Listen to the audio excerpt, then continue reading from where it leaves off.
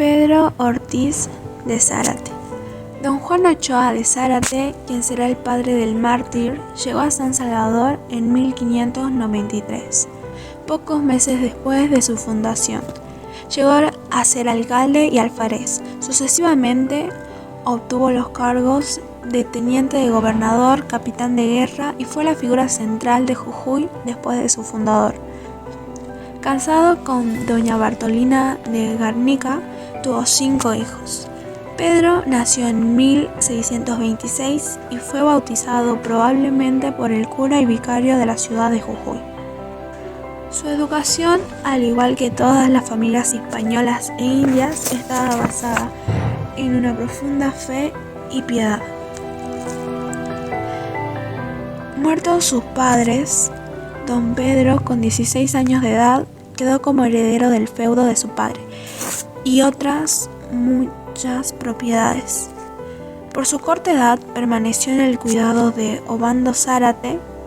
En 1651 había heredado el cargo de alférez mayor perpetuo de su majestad en Jujuy y un puesto honorífico en el ámbito político y militar. Semejante herencia planteaba grandes problemas al joven, quien debía llevar a cabo una elección entre 2 posibilidades: el sacerdocio, camino por el cual se sentía particularmente atraído, y el matrimonio.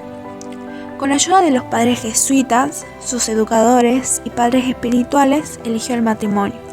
Don Pedro tenía 22 años cuando se casó con Petronila de Ibarra y Murguía, hija de una nieta del fundador de San Salvador de Jujuy.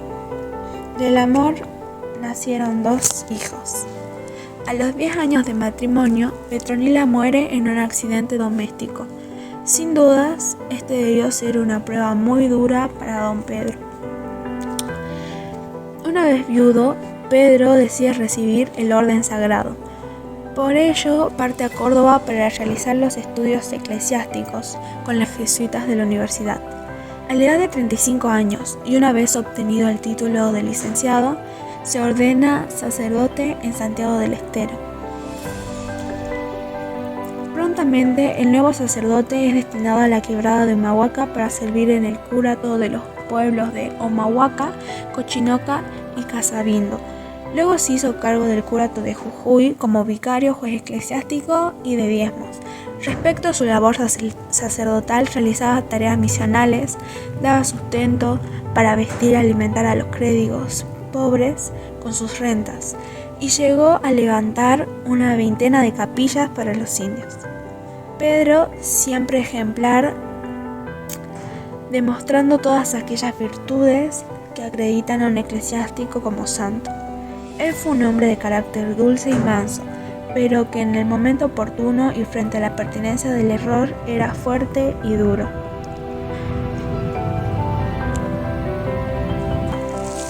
Conquista espiritual del Chaco.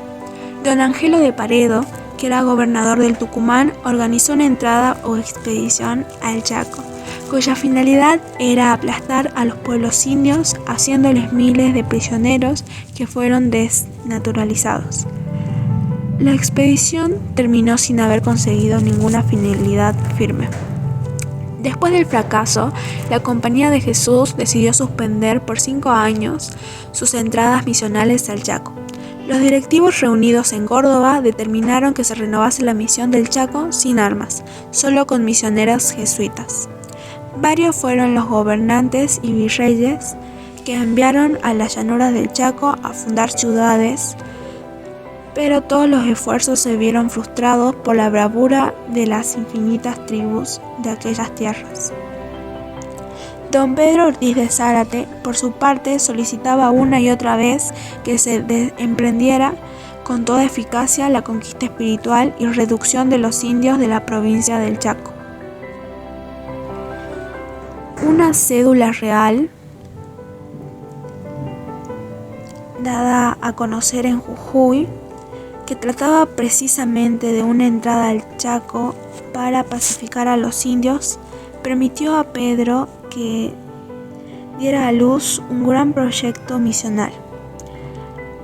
A esta altura de los acontecimientos se producirá por vía epistolar de los dos planes que perseguían un mismo objetivo.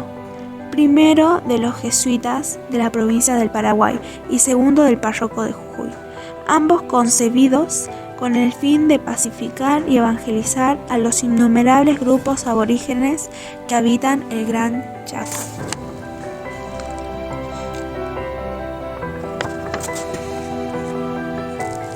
Los misioneros jesuitas y Pedro Ortiz de Zárate se encontraron a lo largo de la misma ruta, no por casualidad, sino porque estaban siendo esperados y guiados por la providencia.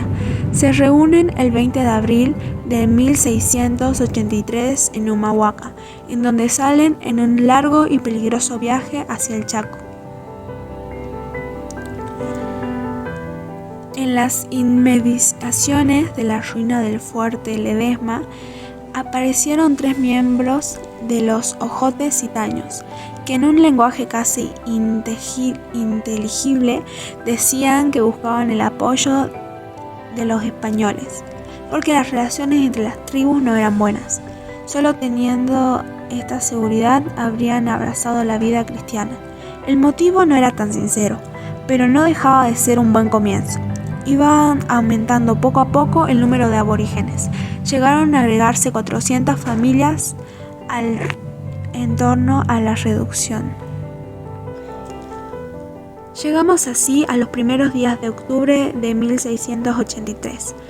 Don Pedro y el padre Solinas, acompañados de 23 personas, se encaminaron hacia una llanura circundada por todas partes de bosques muy espesos, que se llamaba Santa María, debido a una capilla que allí habían construido a 5 o 6 leguas de San Rafael.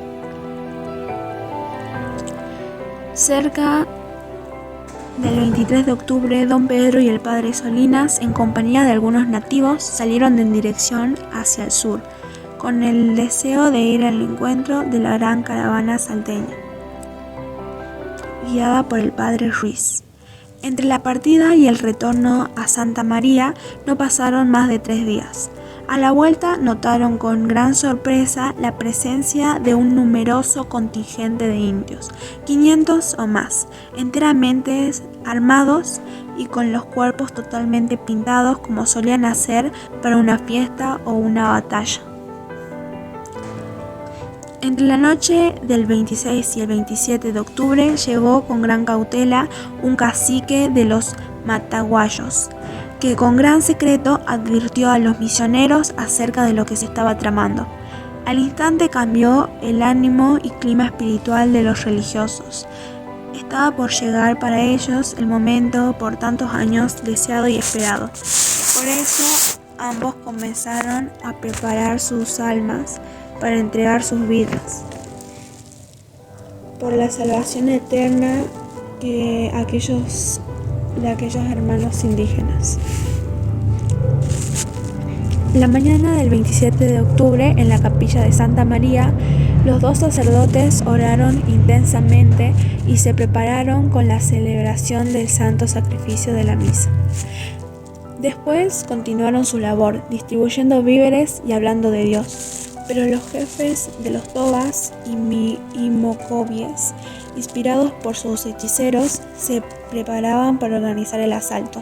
Decapitaron a las 18 personas que estaban junto con los 2 misioneros en Santa María y usaron su cabeza para tomar vino. Los desnudaron a todos y finalmente hincharon en sus cuerpos un dardo. El martirio tuvo lugar la tarde del miércoles 27 de octubre. Enterraron allí mismo los cuerpos de los laicos y trasladaron a los de don Pedro a la iglesia mayor de Jujuy y los de Juan Antonio a la iglesia de la Compañía de Jesús en Salta, donde sepultados con solemnidad tuvieron inmediatamente fama de mártires. El Papa Francisco ha concedido la autorización para la beatificación de don Pedro Ortiz de Zárate y sus compañeros mártires, conocidos como los mártires del Senda. Es una bendición muy grande del Señor que un jujeño que fue párroco de nuestra catedral y anteriormente en su vida civil elegido por 3 veces alcalde del primer voto de la ciudad de San Salvador, sea elevado a los altares.